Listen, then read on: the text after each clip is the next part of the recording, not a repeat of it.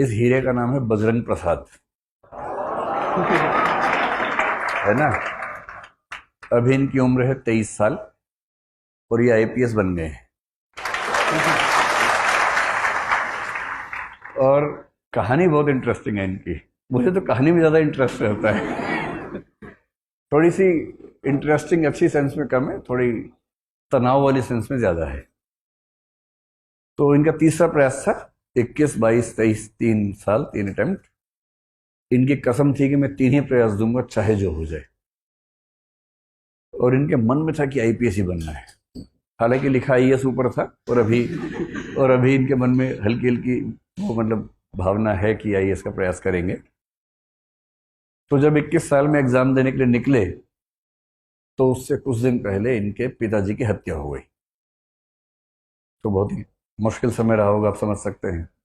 लेकिन उसके बावजूद प्रीलिम्स पास कर लिया और मेंस दिया। तो मेंस उस साल नहीं हो पाया, अगले साल प्रीलिम्स था, तो वो सब तनाव वनाव चल ही जाता था। सेकेंड अटेम्प्ट में प्रीलिम्स में मामला अटक गया। इस बार ये इस मूड में थे कि इस बार या उस बार, और प्रीलिम्स हुआ। और मुख्य परीक्षा से 7 दिन पहले इनके दादाजी की दुर्घटना में मृत्यु हो गई। संयुक्त परिवार में रहते हैं तो फिर वही स्थिति। लेकिन 7 दिन में अपने आप पर काबू रखते हुए, इमोशनल इंटेलिजेंस का इस्तेमाल करते हुए, सेल्फ रेगुलेशन और सेल्फ मोटिवेशन की तकनीकों का इस्तेमाल करते हुए मेंस दिया। जबरदस्त परफॉर्म किया। जीएस के 4 में से 3 पेपर्स में 100 से ज्यादा नंबर हैं। पेपर 4 में तो 121 नंबर, इतने ही है ना, 121। तो जो पेपर हम लोग पढ़ रहे हैं उसमें 121 नंबर है। मेरे ख्याल से one of the highest marks इस साल के ये होंगे। इस बार थोड़ा सा इनका हिंदी साहित्य में नंबर कम रहे। इंटरव्यू शानदार, एसए शानदार, जीएस शानदार, और आईपीएस में आ गए हैं।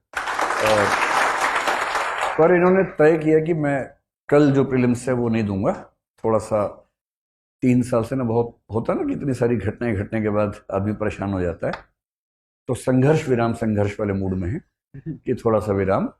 अभी ये जाएंगे अपनी मसूरी, फिर हैदराबाद, आईपीएस ज्वाइन करेंगे और वहां से फिर छुट्टी लेके अगले साल के अटेम्प्ट देंगे। तैयारी करेंगे जम के, लेकिन अगले साल के अटेम्प्ट देंगे और उम्मीद करते हैं कि 25 की उम्र में आईएएस बनेंगे, है ना। चलिए, तो ये बोले कि सर मैं कम से कम 1.5 घंटा बोलूंगा। मैम क्या, उसके लिए तुम्हें अलग से बुला लेंगे भाई, आज तुम 1.5 मिनट बोलो और बच्चों को थोड़ा सा मोटिवेट करो, और ये लोग तालीम जाके आपको मोटिवेट करेंगे। वसुधा का नेता कौन हुआ, भूखंड विजेता कौन हुआ, अतुलित यश क्रेता कौन हुआ, नवधर्म पढ़ेता कौन हुआ, जिसने न कभी आराम किया, संकट में रहकर नाम किया। तो सबसे बड़ी परीक्षा जीवन की परीक्षा होती है। और ये तो सही बात है कि अगर आप पूरी मेहनत से और पूरी समर्पण से, आपकी प्रक्रिया नैतिक हो, आपके कर्म नैतिक हो और ईमानदारी से करें, तो ये बहुत छोटी परीक्षा है। बहुत बड़ी बड़ी परीक्षाएं आप सफल कर जाएंगे। तो 1 साल की तैयारी बहुत बड़ी तैयारी है। मैं तो यहाँ पर मई में आया था 2020 में दिल्ली, मार्च में 19 में आया था, मार्च में कोविड आ गया। 8-9 महीने जो कोचिंग चली थी वहाँ, उसके बाद कुछ तैयारी नहीं थी, वैसे ही दे दिया। पहली बार में प्रीलिम्स निकल गया। सबसे बड़ी जरूरी है कि एग्जाम को आप समझें।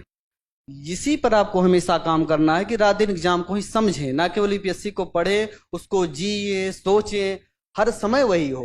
और जब इतना आप कर ले गए तो ये तो रिजल्ट तो आएगा ही आएगा, इसमें कोई संदेह नहीं है। शुक्रिया, और फिर मिलते जल्दी हम लोग, ठीक है।